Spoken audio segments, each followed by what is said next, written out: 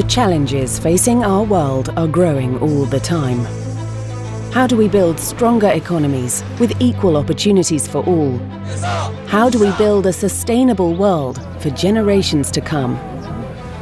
How do we protect our cities and harness the power of technology for our common benefit? Humanity has always been good at forward thinking. We will make sense of the problems of tomorrow. Inequality, sustainability, urbanization, the gender gap, and the demographic time bomb.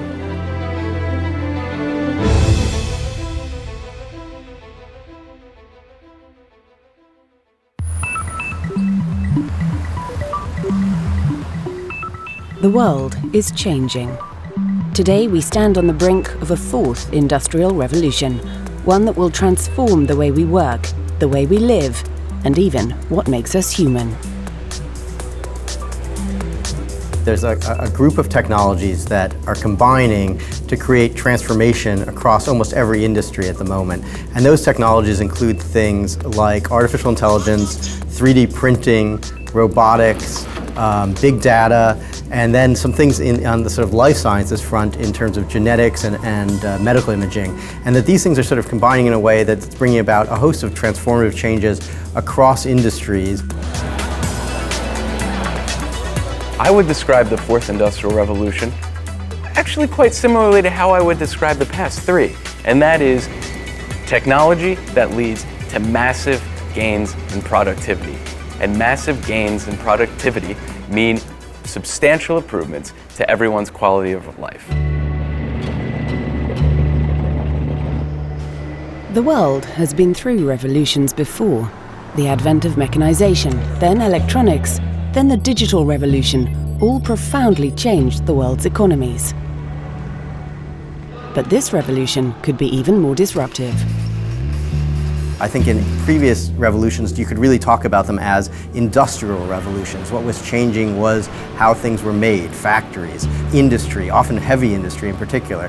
Here you're seeing transformation across really a whole range of not just industry, but services and the creation of whole new business models that didn't exist before. What's different a little bit about this particular revolution is that it gets into a whole range of things that people only thought were ever only possible for humans to do. Jobs that were human jobs before aren't going to be human jobs anymore. At the heart of this fourth revolution is artificial intelligence, the ability of machines to match and perhaps one day surpass the cognitive ability of their human creators. What's happening now is a big deal. It is making a big difference in the way people live, the way people interact with each other. It is sort of obliterating distance. It is, in some cases, removing humans from tasks that we once thought were the sole province of the human mind. These analytic tasks that we thought only a human brain could do, we're suddenly finding that algorithms can do, that machines can do. These are early days in the brave new world of artificial intelligence, but the potential benefits are vast. What are some of the liberating benefits of artificial intelligence? There are actually a lot. If you think about something just like driverless cars, autonomous vehicles, which is one use of AI that people are talking about, that could have a really liberating impact on a lot of people's lives. If you think about older people who can no longer drive, they're very shut in their houses right now, very dependent on others for transportation. With driverless cars, they would be able to go about their daily life. And then you're seeing with big data that this may have a profound impact on drug development, that you'll find new pharmaceuticals being developed at a faster rate to cure diseases because the computers are essentially able to sort through the data and pick up connections that otherwise would be missed. For health in particular, the advantages of machine learning and data science are immense. Those have an incredible chance to address both very infrequent diseases and diseases which affect different parts of the population very differently. If we're going to cure cancer, it's probably going to come through data science. But there is potentially a darker side to this technological revolution, one which could profoundly change the world of work as we know it. A technological revolution will cost jobs. It'll cost jobs in the areas that see the biggest advancements first. A good example of that is feasible over the near term is truck driving. You have self-driving trucks. You don't need the 3.5 million truck drivers that you have right now in the US. What is key as part of this revolution, as productivity goes up, as the economy continues to evolve and new jobs are created, you need to make sure those displaced workers are given the skills to move into these new positions. That's what's key. Will all of them be? No. But I think the key point is you need to make sure if you've lost 3.5 million jobs in one sector, how do you create more than that in another sector? And I think in past industrial revolutions, that's what we've seen happen. And hopefully, and I think it will be what happens again. But what if this doesn't happen? Martin Ford is a software entrepreneur. He has peered into our future economy and sees a world where potentially hundreds of millions of skilled workers are out of a job. I would say that if you look far enough into the future, there is no job anywhere in our economy. There's nothing that anyone does that is completely safe, and that includes even artists and novelists and the kinds of jobs that you would imagine right now are completely beyond the scope of artificial intelligence. Millions and millions of those jobs are going to be lost, and it's unlikely that enough jobs are going to be created to absorb all of those workers.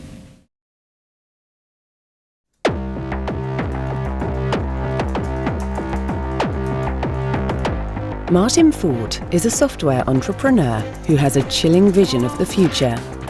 His best-selling books have put him at the forefront of a movement which worries about technology, the speed of its growth, and the immense potential it has to change the world.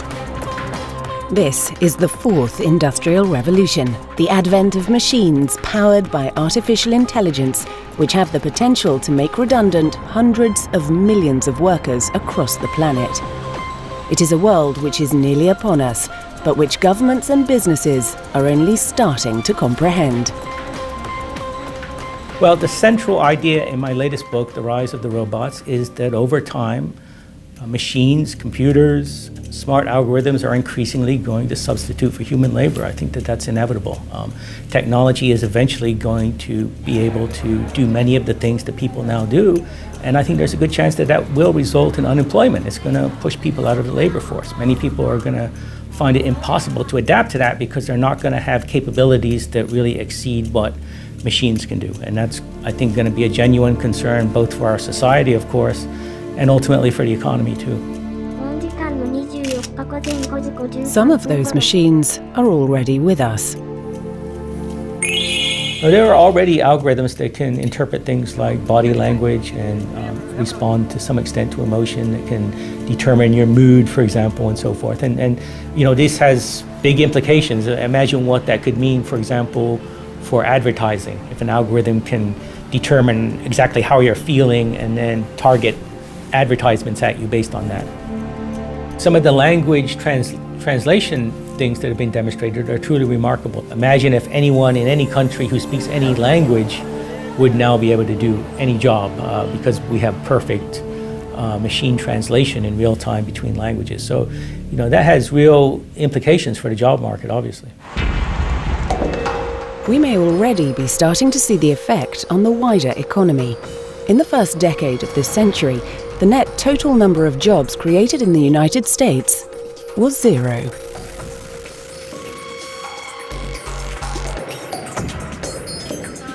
What we see is that in the United States, we've been having what we call jobless recovery. So clearly there's something happening there, and I think part of what's happening is that jobs disappear when a recession happens, and then when finally recovery comes back, companies find that they're able to leverage technology to avoid rehiring a lot of those workers. And so it's taken longer and longer for the jobs to reappear. Throughout history, technology has always disrupted economies and societies. In the late 19th century, 50% of US workers were employed on farms. By 2000, it was less than 2%. Those workers found work in other sectors. But Martin thinks this time it's different. What transformed agriculture was a specific mechanical technology. Now we've got a technology that's really just ubiquitous. It's across the board. Artificial intelligence is something that's just scaling across our entire economy. It's not something that's impacting just one sector. is something that literally is everywhere. And as a result, it means that there isn't really going to be any safe haven for workers. What makes the new technology so ubiquitous is the development of a new virtual world, the world of big data. Well, big data essentially is the collection and use of just massive amounts of data. And in big corporations, for example, these companies are collecting all kinds of information about their customers, about their business operations, about the actual processes in industrial environments and factories, about the things that their employees are doing. All of this data essentially becomes a kind of feedstock for these smart algorithms. It becomes the information that they use to learn and basically to figure out how to do things. And that's something that is just going to be, I think, dramatically disruptive going forward. The total data stored on the world's computers is now believed to be well over 1,000 billion gigabytes. And it is big data which is driving the most disruptive advance in technology, the ability of machines to think. One thing that you'll very often hear people say, even today, is that computers only do what they're programmed to do. And this is really not right anymore. And the reason it's not right is basically because of machine learning, because we now have this technology that allows smart software algorithms to look at data and based on that to learn how to do things, to figure things out, to make predictions. So it really is no longer the case that some human being is sitting down and telling a computer exactly what to do step by step. Computers are now having the ability to figure that out for themselves. You can imagine a future where every device, every appliance, all kinds of industrial equipment, everything communicates and talks to each other. And I think that one of the things will happen is that artificial intelligence will kind of use that as a platform. It will scale across all of that. Everything will become more intelligent. The last great technological advance saw robots replace millions of blue-collar jobs in factories and on production lines. Martin believes this new disruption is going to target the white-collar workforce as well. Once a computer learns to do something, then that information can be scalable out to any number of machines. So it's almost as like you can imagine having a workforce of people and you could train one employee to do a particular task, and then you could clone that worker and have a whole army of those workers. That's a bit like the way artificial intelligence works. So machine learning is very scalable. If you've got the kind of job where someone else, another smart person, could maybe watch what you're doing or study everything you've done in the past and figure out how to do your job, then it's a pretty good bet that eventually there'll be an algorithm that will come along and be able to do, essentially that same approach. So that's a lot of jobs.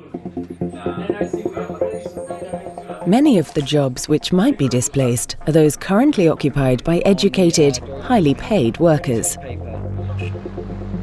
So you can see really across the board that anyone sitting in front of a computer doing some sort of routine, predictable knowledge work, for example, if they're cranking out the same report or the same analysis again and again, all of that is going to be very susceptible to this. Journalism is one interesting area that's being impacted by this because there are now systems that can essentially tap into data and then they can transform that data into a very compelling news story that many people would read and they can't tell that it was written by a machine. In the future, maybe 90% of news stories will be machine generated. The number of jobs displaced has the potential to utterly transform the economic landscape. There have been a couple of studies done, most notably by a couple of researchers at Oxford University, and they've looked at a number of countries, and most of the results have come back suggesting that up to half of the jobs could be susceptible to automation, perhaps over the next 20 years. That's 60 million jobs in the United States alone. That's a staggering number. And obviously, we have a massive social problem. You'd have tremendous stress on government in terms of trying to take care of all these people that no longer have an income. I think that you would see the potential for a massive economic downturn because you would run out of consumers. You no longer have people that are capable of buying the products and services that are being produced by the economy. A revolution on this scale wouldn't just transform an economy, it would have immense implications for our society. We could really have just what you might call inequality on steroids. the very wealthy people who own all this technology are going to do extraordinarily well. You would have the potential for civil unrest, perhaps even riots or massive crime waves. In the United States, during the Great Depression, we had an unemployment rate of about 25%. And back then, there were many people genuinely concerned that that would result in the collapse of both democracy and capitalism. This situation amounts to just about the end of the world as we know it, a science fiction nightmare straight from the movies. There are some very prominent thinkers, like, for example, Stephen Hawking and Elon Musk, who have raised genuine fears about the potential for advanced artificial intelligence. And their concern is that someday we're going to build a super intelligent machine. Imagine a machine that's 100 or maybe 1,000 times smarter than any living person. What would that system think? How would it act? Would it have a use for us? It might decide that we're simply a burden. It might decide to just get rid of us. So it could potentially present an existential threat. Is that something to worry about? I think that it's not a silly concern. It's not something that we should laugh at and just dismiss. There's really no endpoint to this. There's no point at which you can say, this is absolutely as far as we can go, and machines will never go beyond this. We are reaching a new era, a time when things are going to operate differently, and we need to adapt to that. Healthcare is one area of the economy already adapting to this disruption. And in this field, researchers hope that intelligent humans and intelligent machines can work together for everyone's benefit.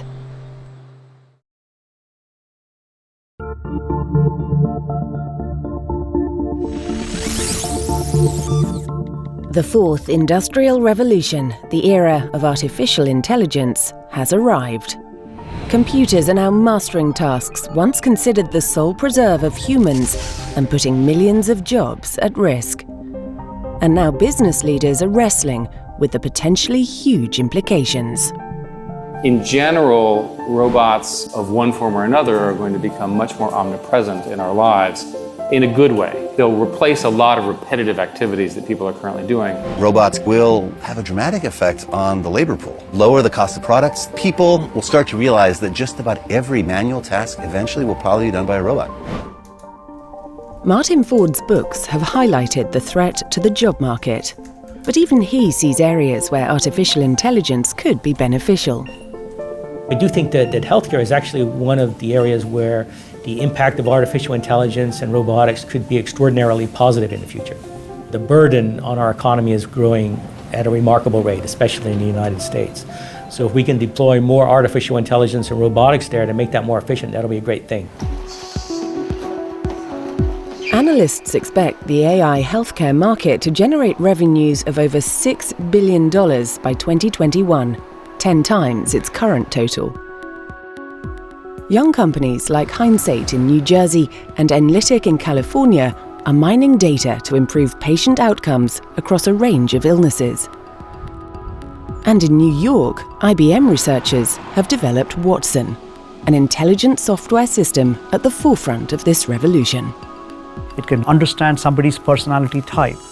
It can look at email, for example, and tell you what is the tone of the email. What kind of messages are coming through, whether you intended them or not, right? It can look at, for example, a big encyclopedia and extract all the concepts and the relationship among those concepts. Watson operates in the world of big data, extracting knowledge from the billions of facts and figures floating through cyberspace. I look at the world from the point of view of, the amount of data that there is, and the amount of knowledge that is embedded or insights that's embedded in the data that we are not able to extract today, and therefore we are not able to make the right decisions. So the fourth industrial revolution to me is the ability to have a much better understanding of the world through all of the data, and therefore making better decisions for it.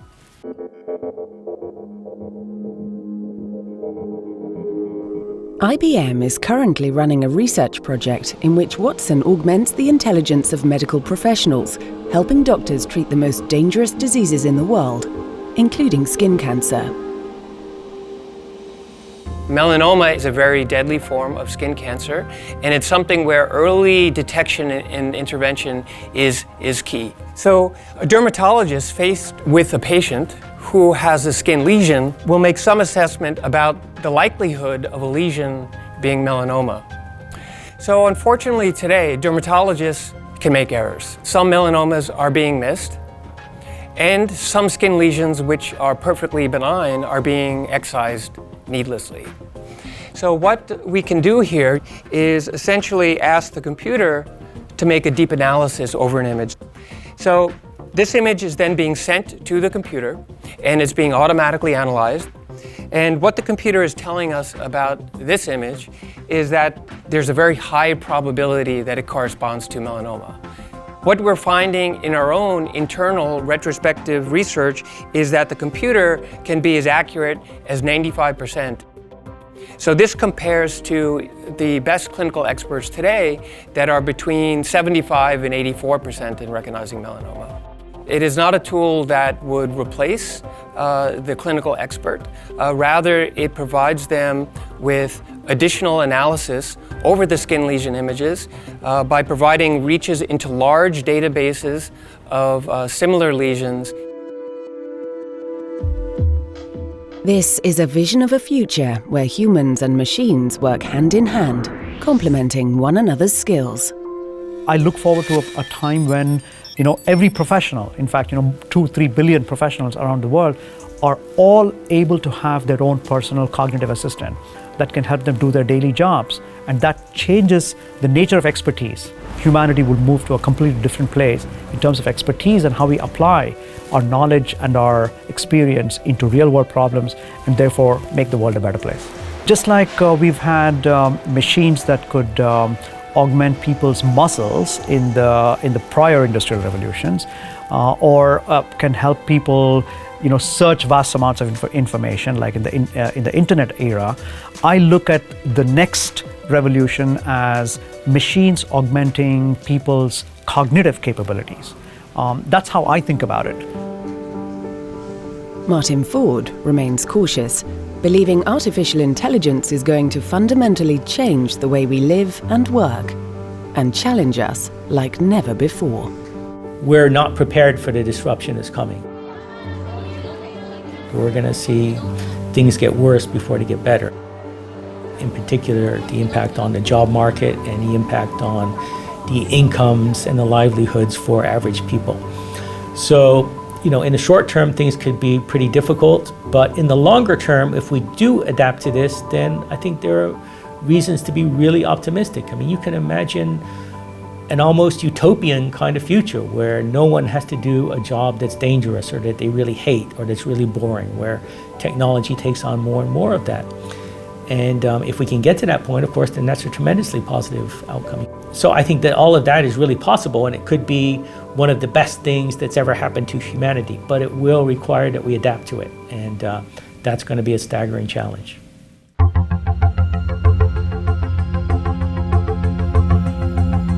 This is the age of the city. For the first time in human history, more people live in urban than rural settlements. The world's urban population is growing by 70 million people each year.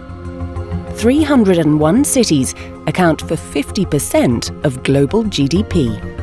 This will rise to 66% by 2025. So if we don't get things right in our cities, then the consequences for humanity are profound. Cities are critically important to the global economy and to progress in the global economy. Cities can be sources of chaos as well as development. This dual personality of cities is what makes them so alluring and so vital. They can be dangerous places, but cities are where fortunes can be made. One of the primary factors driving urbanization is opportunity. You live on a farm and you're growing crops, you don't have a lot of opportunity. You see a bustling, growing city, your friends are moving there, they're getting jobs in offices, maybe jobs in a manufacturing center. There's restaurants, there's culture, there's life. This is attractive. This is attractive and something you want to be a part of. And everything is relative. You know, they'll have greater access to schools, greater access to healthcare, greater access to employment, and a much less vulnerable economic life.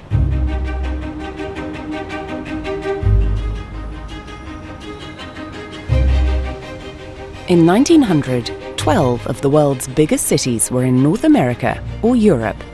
100 years later, this number had fallen to just 2. Most of the biggest cities of the future will be in the developing economies of Asia and Africa. Most of the growth in cities is going to be in China, India, and Nigeria. Those 3 countries alone will account for 37% of the world's urban population. Just staggering numbers. Here's an example: Lagos, the biggest city in Nigeria. Its population every year is adding the equivalent of the population of Boston. The urbanization rate in the US, Japan, it's over 70%. In China, it's still 50%. So China may have a lot of megacities, they may have a lot of larger cities, but those cities are either going to get bigger or there's going to be more of them. So I think that's going to be a trend. And I think a lot of emerging markets, especially those with large populations, are going to experience trends like that in the next 50 years. This incredible rate of growth makes the challenges of managing a large city even more difficult. The biggest risks facing cities are the same risks that challenge all of us. Politically, governance, climate change, economic inequality, productivity, economic growth, employment, education, transportation. Those issues that face cities are the same that face everyone, except in a much more concentrated way. One city battling with many of these problems is Rio de Janeiro in Brazil. Alessandra Orofino is on the front line trying to solve them. She believes the world's biggest cities are in danger of sinking under a tide of poverty, decrepit infrastructure, and citizens' apathy. And unless we do something about it, billions will suffer the consequences. The kind of urbanization that we have today can only go so far. If we do not change the way we design our cities, if we do not make cities change with us, we're going to have very serious limits to urbanization. Cities will become impossible to manage, impossible to live in, and just very miserable places to be. I think if we change that process, those limits could change dramatically and potentially be non-existent. But that requires that we think deeply about the environments that we want to be in and how we can better build them together.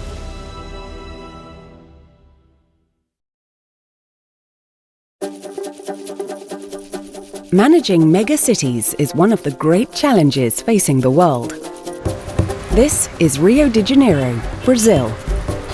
Nearly 12 million people crowd into its metro area.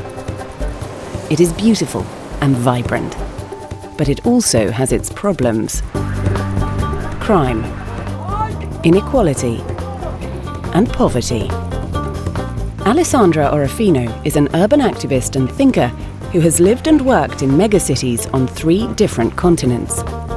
She has worked with the United Nations on its Sustainable Development Goals and founded the groundbreaking Meio Rio, an NGO that uses data gathered from citizens to raise campaigns and solve thorny issues posed by the rapid growth of the city.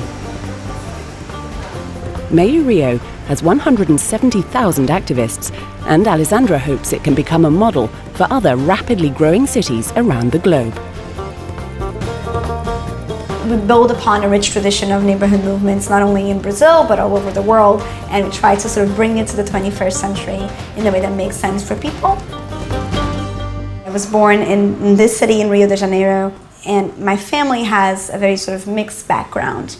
My father comes from a neighborhood in Rio that was quite dangerous in the 90s, quite poor, or lower middle class, and my mom comes from a very wealthy background, one of the best neighborhoods in Rio. It taught me that this city can be amazing, but it can also be very rough and unequal, and that's not just a characteristic of this city. I think it's something that we are seeing increasingly in cities around the world.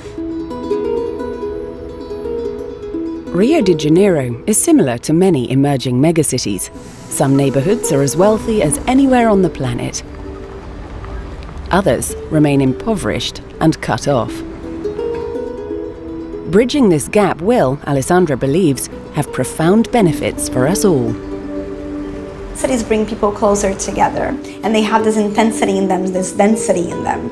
They're definitely the places where most innovation will naturally happen, because it's very hard to innovate when you're always talking to the same people and hearing the same thoughts. And cities are the exact contrary of that. They are natural hubs for innovation, natural hubs for economic growth, and they tend to be the engines of growth in most countries.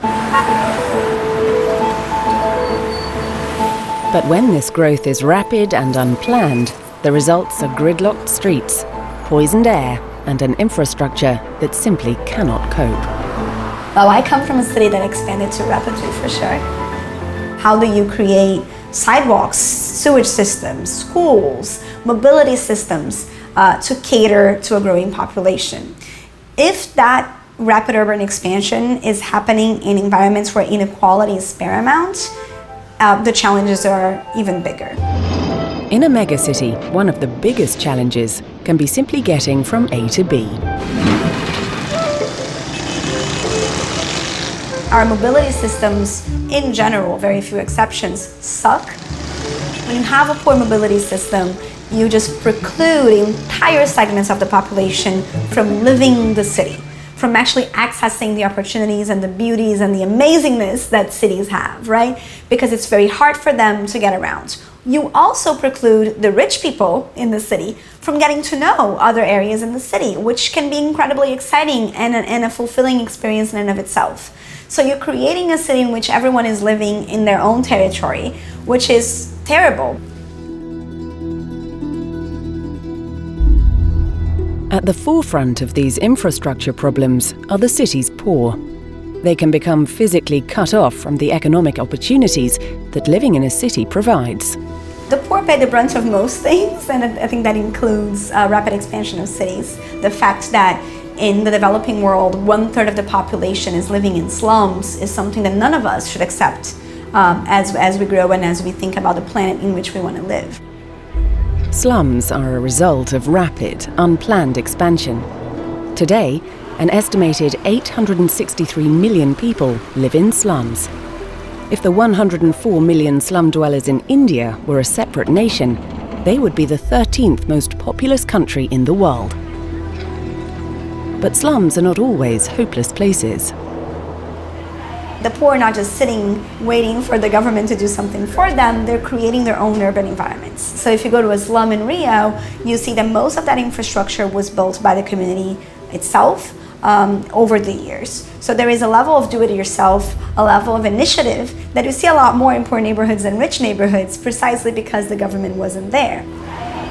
This means slums must be handled delicately by urban planners. What do we do with areas that were developed by communities but lack infrastructure? Even if we're assuming goodwill in terms of how we handle them, even if the only thing that we want to do is provide those areas with good quality public services, there are choices that need to be made in terms of which pieces of that infrastructure do we leave, which pieces do we change, knowing that it was built by the people. If we don't handle that process in a way that is human and intelligent and actually aims at protecting the interests of the poor communities, we can end up with massive waves of dislocation and destroying an urban fabric and a social fabric that is so important and so vital. Here in Rio, we have a neighborhood called Santa Teresa, and in that neighborhood we have a tram. It's a historical tram, it's beautiful. Most trams in Rio were destroyed earlier in the 20th century.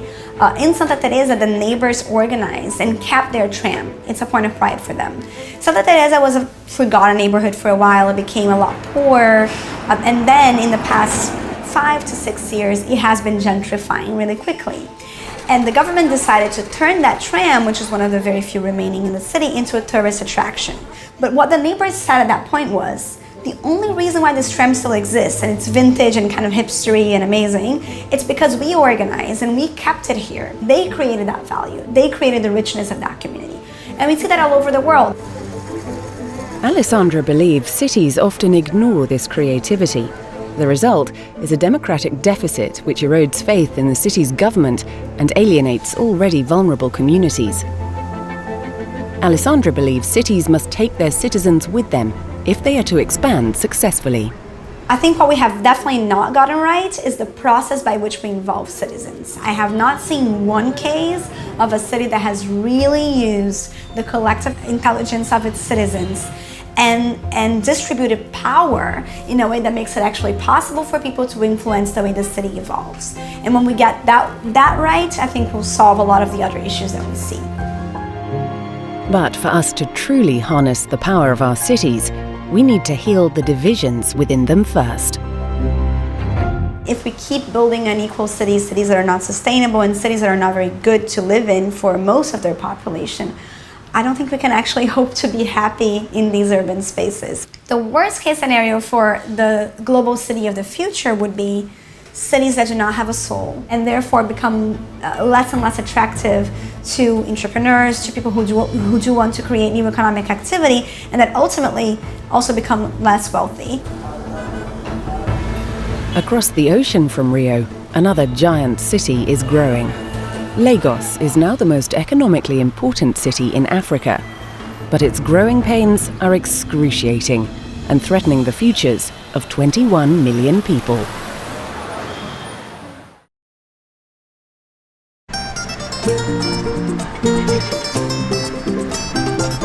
More people live in cities than ever before. But many of the world's biggest cities are struggling to cope. Lagos, on Nigeria's Atlantic coast, is the largest city in the world without a city-wide rail system, meaning everyone has to travel by road. For workers like Abraham Cole, this means his daily commute takes over his life. What time did you wake up? This morning I woke up like 3 o'clock, 3:30. Well, I usually don't do breakfast because it kind of slows me down. In 3 years, the population of Lagos has nearly doubled from 11 million to 21 million. But this staggering expansion has overwhelmed the city's impoverished infrastructure. How long should it take you to get to the office? It should take me 45 minutes to get to the office. But in full traffic, in full rush hour, how long does that take? It probably would do like some 6-7 hours in traffic, 3 hours going, 3-4 hours coming back. It's much worse coming back. Coming back is something else. And I don't think I want to waste 7 hours of my everyday time for the rest of my life. Lagos is currently ranked in the top 5 least livable cities in the world. But although the city's economy is bigger than Kenya's, simply getting to their desks is a daily ordeal for its millions of workers. So when do you see your children? Weekends only. Sometimes I see them during the week if they really want to see me and they're keen to see me. Sometimes they miss me that much. That must be quite difficult. Yes, it is, but it's what we have to do for now.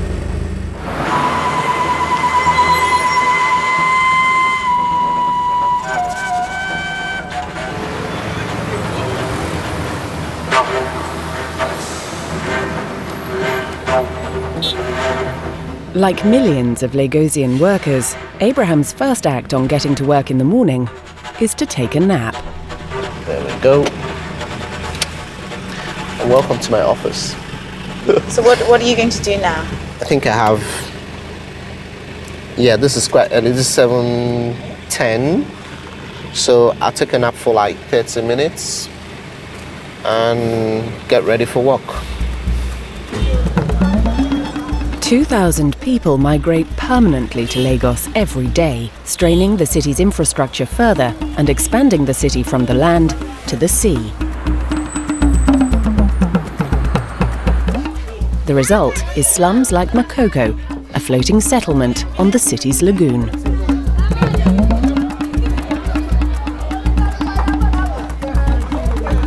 The infrastructure has not kept pace with the population growth. So basic measures of quality of life, just as access to clean water, for example, access to electricity, are limited. So before you even get to issues related to growth and development, Lagos and Nigeria have to sort out much more basic issues of infrastructure.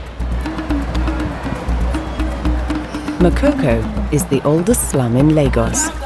80,000 people live here, in buildings sitting on stilts, connected by a complex system of canals.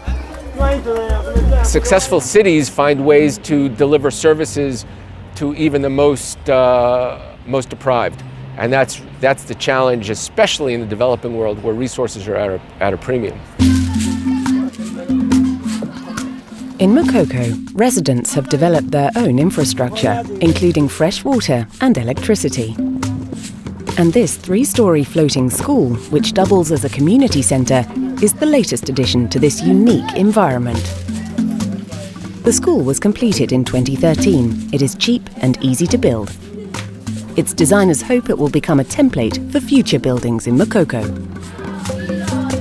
Makoko in Nigeria raises interesting questions of governance and control. For example, it's been a long ignored area, and the local residents took charge and tried to improve their own lot with schools and with their own locally initiated development projects. However, the central government also has decided it wants that area for its own development reasons. Only a few kilometres away lies an alternative vision of how Lagos might develop. Not a grassroots community vision, but a grand project of incredible scale. Echo Atlantic. Well, where we are standing, we are in the alignment of the financial district, what we call Echo Boulevard, or some people call it our Fifth Avenue.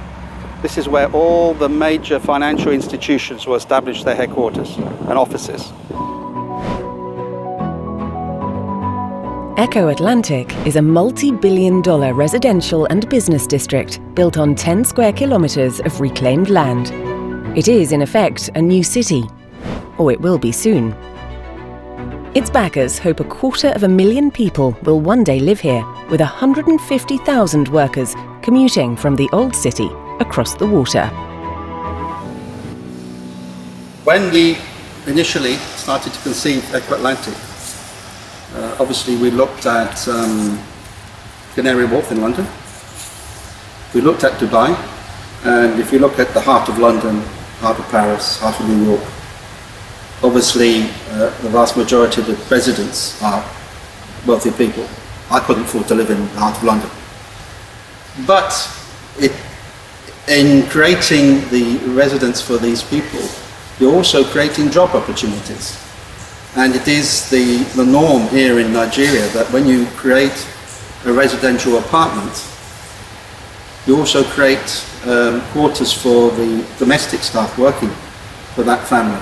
You have to take it into context that this is a city development. It is not a low-income settlement. It's a business centre primarily. This is the future for the commercial development of Lagos. There's no doubt about it. David hopes the first residential units will be open by the end of 2016, with the infrastructure of the whole site in place by 2022. Projects like Echo Atlantic raise as many questions as they answer, especially from where local residents are aware that they may be getting the short end of the stick. On the other hand, they really do lend themselves to starting from scratch and being able to build structures where there are schools, hospitals, offices, transportation facilities, and they give gigantic cities like Lagos an opportunity to create a model of what can be, presuming they're planned and executed correctly. The future paths of megacities like Lagos remain uncertain. Organic, citizen-led growth like Makoko, or large-scale planned development like Echo Atlantic. What's clear is that left unchecked, growth could destroy cities' immense potential. I'm an optimist when it comes to cities. I grew up in New York City in the 70s when the city went to the edge of bankruptcy. And here we are in the 21st century, and New York is booming and thriving, and it's a tremendous place. And you can see with proper planning and a diverse and vibrant population what's possible. I hope that those global cities will be extremely interconnected in the sense that they will have solidarity networks, in the sense that they will have resiliency networks, and in the sense that their citizens will feel like their city is where they want to be, their city is the sort of the project that they want to build, but that they can move, they can visit each other, they can learn from each other at the global stage.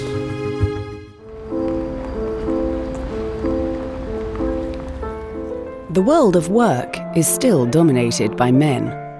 In the Middle East and North Africa, only 25% of women are economically active. Globally, 3/4 of unpaid work is done by women. And even in North American companies, 25% of female employees feel their gender has held them back. If women are half the people, they should have, a fair shot for all of our benefit at contributing to the economy in a way that is really much more equal with men than maybe what we've seen in the past. Of the biggest companies in the world, only about 5% are run by women. On corporate boards, less than 20% of the decision makers at the corporate board table are women right now.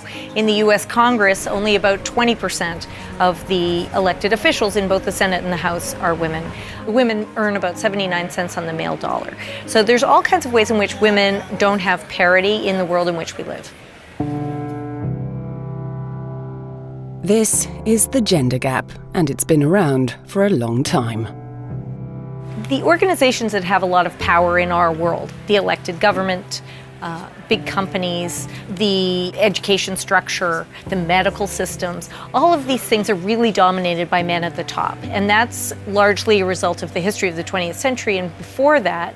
And it is taking a while for women to break that, what we call the glass ceiling, but at the same time it's taking a while for the whole society to adjust to seeing men and women as equal actors at the top of any of these institutions.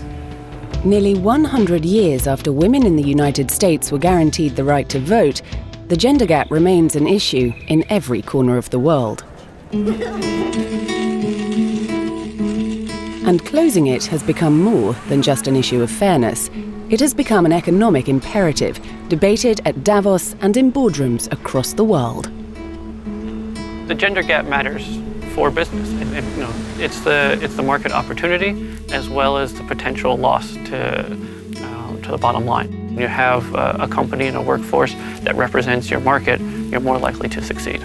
By having a more diverse workforce, companies tend to be more successful because they're able to more creatively address challenges and issues and innovation. And so if you have a boardroom or a committee entirely composed of individuals who all went to similar schools and have similar backgrounds and think the same way, they're going to be less successful than a very diverse board. In a study that came out last fall from McKinsey, they found in looking at a big global number of companies and looking at economies around the world that in fact equalizing women's economic contribution by 2025 would add $26 trillion to the global economy. So, there's really very big numbers related to women becoming more equal in terms of economic participation wherever you look around the world. Evidence is mounting of the positive effect female voices can have at the very top of businesses. If you look at companies where you find female CEO or chairwomen, those are companies where you don't have poor corporate governance, they don't have poor poison pills.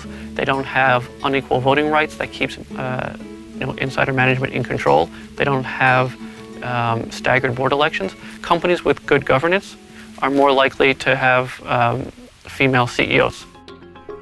So the question is, with the issue at the top of the economic and political agenda, what is holding women back from the very top? Is it lack of ambition? Or simple old-fashioned sexism? So if we look at professional women in the workforce, about 43% of them leave their profession at some point to deal with care of most likely a child, but also care of elderly relatives. It's very difficult to re-enter your profession at the same level as your male peers who have been present for those last 10 years. This explanation rings true for former senior State Department official Anne-Marie Slaughter. She believes that what is holding women back is the structure of our workplaces and societies. And if we don't do something about it, then our corporations and governments will continue to underperform. There's no global issue that would not be helped by advancing women or achieving equality. We want a world in which every human being, boys and girls, has the right and the ability to live up to his or her God-given potential. And what we have is a world in which far more men have that ability than women do.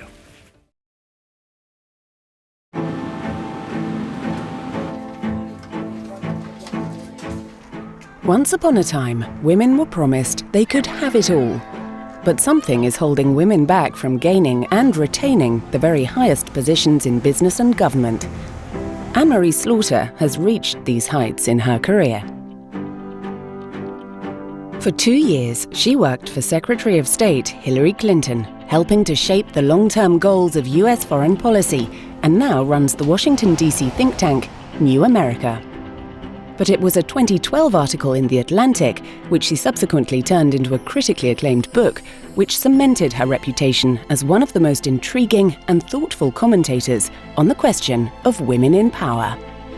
The feminist movement is about equality. It's about women being able to have what men have always had, which is to be fulfilled in a job, to be powerful if that's what you want, to do important work or work that is meaningful to you, and have a family too. And I still believe that women and men can do that. I think there's nothing that stops us in principle from doing that. But what I now say is we have to make really big changes still if we're going to get there. Because as work is currently structured, as we think about careers currently structured, far too many people do have to make a choice. And far too many of those people are women. This was a choice which Anne-Marie Slaughter had to confront herself. Work in the State Department at a high level is work that depends on the state of the world. And the world is unpredictable by definition, and there's always too much work to do. If there's a revolution in Egypt, you can't say, hold that, I'll be back on Monday. You have to be there when it happens. So I definitely worked pretty much very long hours for 2 years. When I went to the State Department, my family understood that they were going to sacrifice so that I could do something I really wanted. They stayed in Princeton. I worked in Washington. I left home at 5 a.m. on Monday mornings, and I came back late on Fridays. And that was difficult, but I understood that that was what it took to do this job. My oldest son was entering adolescence when I left, and he had a very stormy period. So much so that he started making really quite bad choices. A number of times I would just jump on a train and go home, in the middle of the day, and Secretary Clinton was incredibly understanding. But after 2 years, we realized that it really was a choice between putting all our energy into helping him get back on track with real important life consequences, or getting promoted in a career that I loved. The decision to quit her dream job and leave Washington didn't just affect Anne-Marie's career. It challenged the feminist credo by which she had lived her life. I saw the world differently. differently. I realized that I had been telling women for decades, young students whom I taught, you can make it work. You just have to, work hard and you can make it work. And I couldn't make it work. And if I couldn't make it work, with all the advantages in the world, I had money, I had a husband who was a lead parent, I had every possible way to make it work. Well, then there are places where we simply have to make choices. That was an epiphany. Anne-Marie's decision to put caring for her family before advancing her career saw her accused of betraying feminism. When I wrote my Atlantic article, I got a great deal of criticism from women of my generation or older who were feminist women I admire, but who very much worried that I was setting the movement back. If I told people I'd come back because I wanted to be with my family, I got a reaction that essentially told me, among many people and many women, that they saw me a little differently than they had before, that I wasn't really a player, that I wasn't as motivated or ambitious as they thought I'd been, kind of disappointed. Anne-Marie's experience sparked a debate about whether women can have it all. Facebook COO Sheryl Sandberg had suggested that, in order to get ahead, women needed to be more assertive in the workplace in the face of male power. They need to lean in more. I admire Sheryl Sandberg and I admire what Lean In has done. I've seen it as somebody who runs an organization. I have seen young women come in and ask me for raises, and I know that they've just read Lean In. They're doing it. They're pushing themselves forward in exactly the way that Sheryl Sandberg recommends, and many women advocate. And I agree with all of that. I think it is a debate about where to put the priority. Anne-Marie believes the problem lies deeper, not just in women's individual behaviour, but in the way business and society is structured to make it almost impossible for women to have a career and to care for a family at the same time. That's a full-time job, and somebody has to do it. And women have traditionally done it, so women are still expected to do it. So what you're doing is asking people who are holding 2 full-time jobs to compete with people who are holding only 1. So if a woman is the primary caregiver for her children or for her parents and a full-time breadwinner, she's competing with people who are doing only 1 of those. That's like running a race and having half the people put a pack of rocks on their back and wondering why they don't advance to the finish line at the same pace. Instead of saying, well, that's something that women should still do while they're also working, we need to say parents should have the time and the space to be able to care for their children and also work. But that requires a much bigger shift in thinking.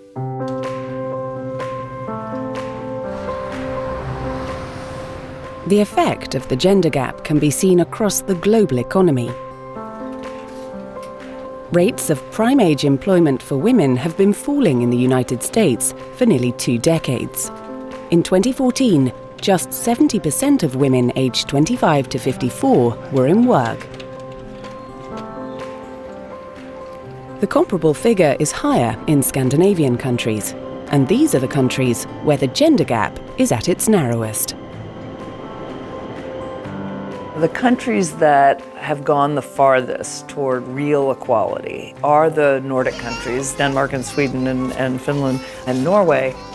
What they understand is both that you have to recognize that raising children is a social and economic investment, and their governments say we're going to invest in maternity leave and paternity leave. And the paternity leave is particularly important because they create incentives for men to take not a week, not 2 weeks, but up to 6 months.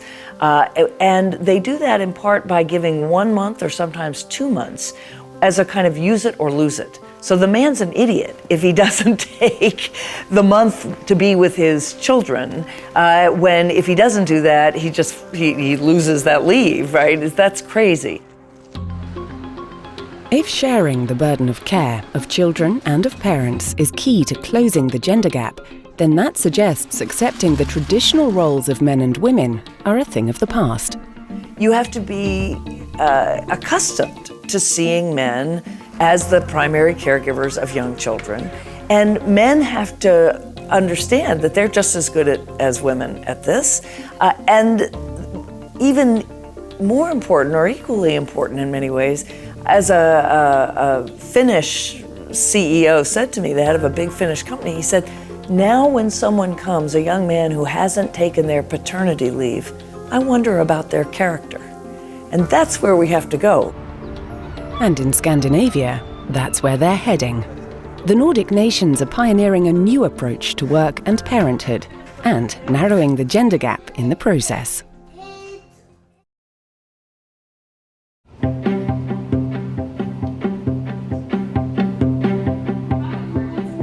Across the world, women are reaching the top in business and politics, but they're struggling to stay there. I call myself an impatient optimist. I'm impatient because the world is getting better for women, but it's not getting better quickly enough. And we need to do a lot to move that forward. And I would love to tell you that because I'm a female CEO, I've changed the fabric of the diversity makeup of my own company and I'm leading by example. But the reality is that we're challenged in terms of female representation. It's not getting better.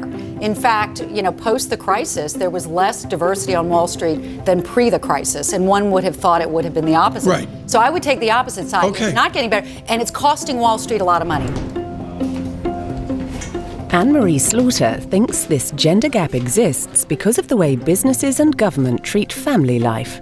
In Sweden, along with its Nordic neighbours, attitudes are different. Scandinavia leads the world in gender equality, but its success has been hard-won. I did military service when I was 20 years old, and we were 3 women in a group out of 60 people.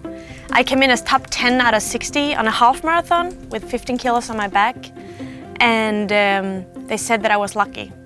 And they continued to say that I was lucky when I was at a shooting range or did my exams well. So my performance wasn't valued as much as the guys. Sophia has made it her mission to challenge this culture. Sweden is viewed as one of the most gender equal countries in the world, and we are. If we look at, legislation, the fact that you actually can combine family and career, and we see also that we are very above EU average when it comes to women in the workforce. But if you look into the managerial positions, we are not there. We drop out, and we are actually below the EU average. I think the EU's average is 27% female managers, and in Sweden we are 23%. Sophia's job is to help smash the glass ceiling in the Swedish private sector. We are working with companies that were constructed 100 years ago. So when they did recruitment, when they communicated, when they gave feedback, when they interacted with their clients, they did that in one certain way. And they still do it, but the world has changed. So the glass ceiling is basically old norms, old culture. So you have to change the culture to get rid of the glass ceiling. 80% of the global consumers are women today, and they are powerful. They have more money than before. 64% of the university graduates are women. So the future is female. If you don't know how to predict their needs, you will not be here.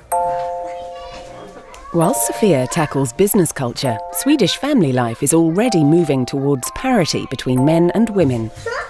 So, snyggt. Sophia splits the care of her 2 children equally with her husband Harry, who also has his own demanding career.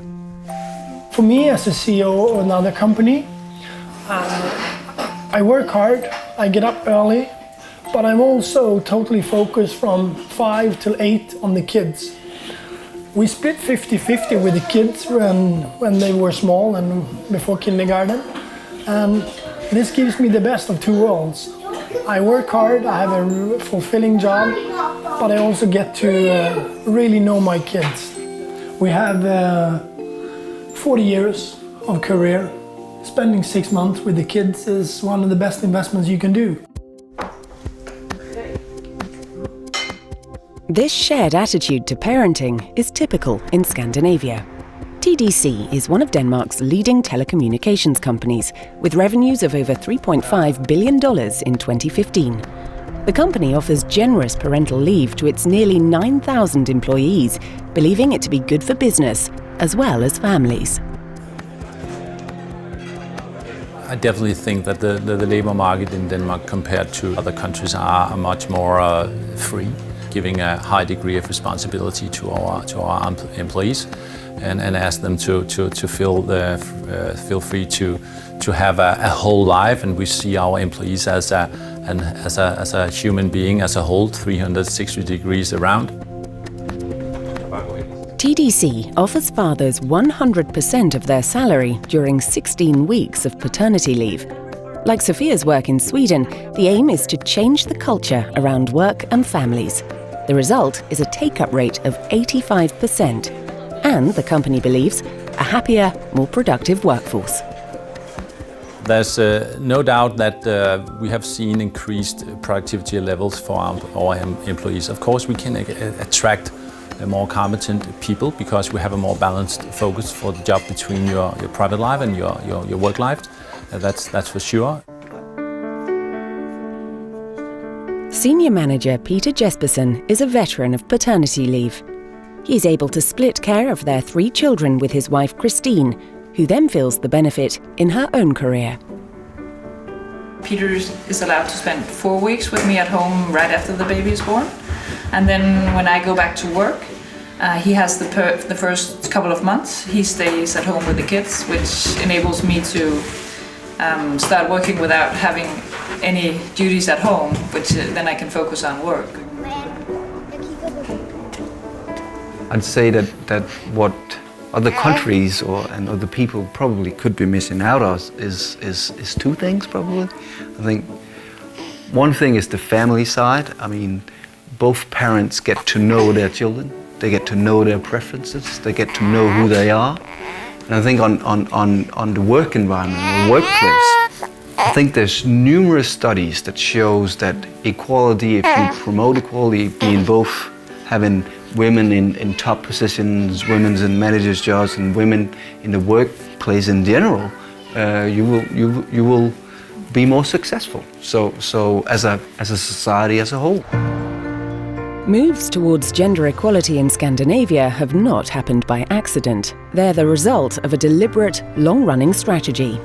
I think it's critical to how we live now and how we go forward, that the gender gap and broader issues of diversity are part of the conversation. And that is really because of the way the world is changing. The gender gap is part of it and it's not going anywhere, so it's important for us to talk about it. I want my daughter to grow up in a world where she can be anything. So I think it's about, breaking norms and enable both men and women to be who they are. Gender equality is a huge piece of cultivating and harnessing human talent. And that's the way to think about it, that we need all the talent we can find because we have enormous problems, because we need economic growth, because we need innovation, because we need to save the planet. We need human ingenuity, creativity, intelligence, and half of that talent is in women.